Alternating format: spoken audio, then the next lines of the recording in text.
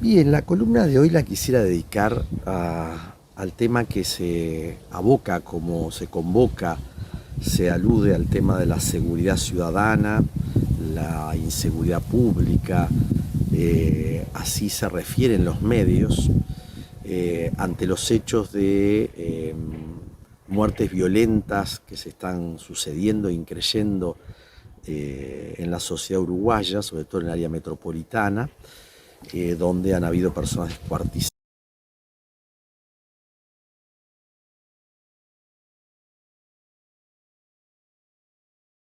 al delito de las drogas, este, conjuntamente con otros delitos y violencias como son la violencia de género, la violencia intrafamiliar. Por tanto, ahí creo que vale la pena reflexionar de alguna manera, ¿no? A partir de que, por un lado, el poder público, un ministro del Interior, que va a decir que una pareja,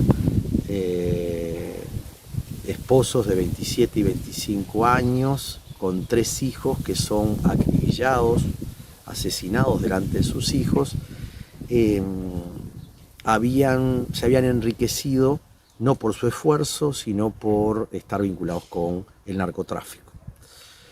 Entonces, el discurso que comienza a instalarse es la idea de que la garantía de los derechos, la garantía del reconocimiento de la dignidad humana, tiene que ver con la bondad. Aquellos que actúan mal, entonces no tendrían ese reconocimiento, lo cual tiende a ser una involución. Por otro, ¿cómo leemos la situación de violencia, delincuencia, esto que está como conmocionando a distintos niveles? No voy a abordar lo que hace a la violencia de género, la violencia intrafamiliar. Hoy voy a abordar lo que hace al espacio público, lo que hace al espacio ciudadano en el territorio, que es una de las dimensiones, ¿no? En la medida de que esos pronunciamientos parecen aludir a la idea de que, bueno, estamos ante un caos, ¿no? Y por tanto parecería ser que lo único que bastaría es, por un lado, la represión, por otro, la moral, ¿sí? Y se olvida una tercera pata que no es menor, ¿no? ¿Cuáles son las causas que conllevan o llevan a estas realidades que tienen larga data, no cabe la menor duda, y que comienzan a hacer agua en las promesas que la coalición de gobierno ha hecho de que iba a resolver los problemas de seguridad ciudadana, apelándose a dos dimensiones: una, al miedo de la gente, que entonces el miedo reclama la intervención del Leviatán, diría Hobbes, ¿no? Es decir, la represión. Y por otro, el hecho de moralizar, ¿no? Es decir, bueno, los que actúan bien no les va a pasar nada, los que actúan mal les va a suceder tal cosa o tal otra. Esto termina siendo un círculo vicioso que, reproducido por los medios de comunicación, va generando la idea de la inevitabilidad, ¿no? Va generando la idea de la impotencia, va generando la idea de los unos y los otros, los buenos y los malos. Por otro, la percepción de que el gobernar que hoy tenemos no tomó en cuenta la complejidad que estaba instalada en el tema de inseguridad, y que las medidas que había que seguir tomando o había que tomar requerían poder, obviamente, ser preciso en qué reprimir, dando las garantías del derecho, viendo cómo se involucra la comunidad, ¿sí?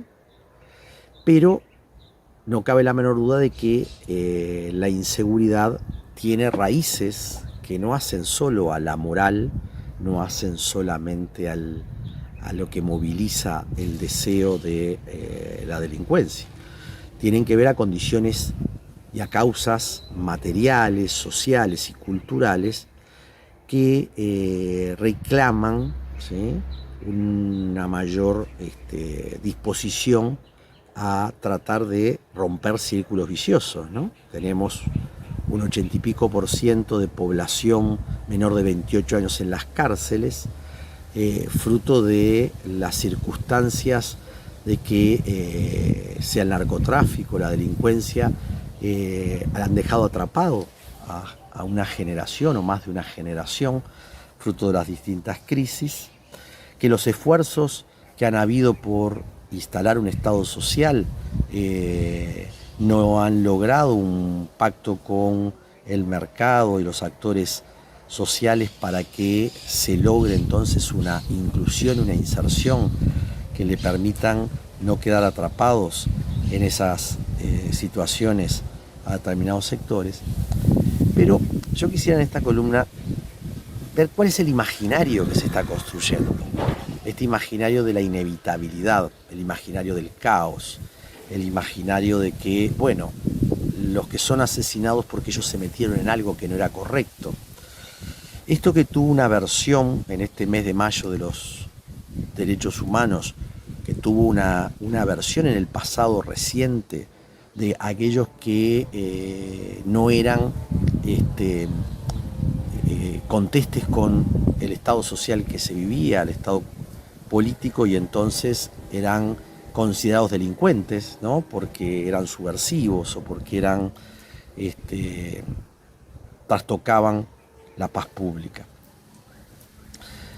¿Por qué digo esto? Porque el imaginario de construir chivos expiatorios, de cómo resolver los conflictos en la sociedad, terminan consolidando la necesidad inevitable de eliminar a algunos o de decir que algunos son eliminados porque no cumplen el valor moral o no cumplen las normas.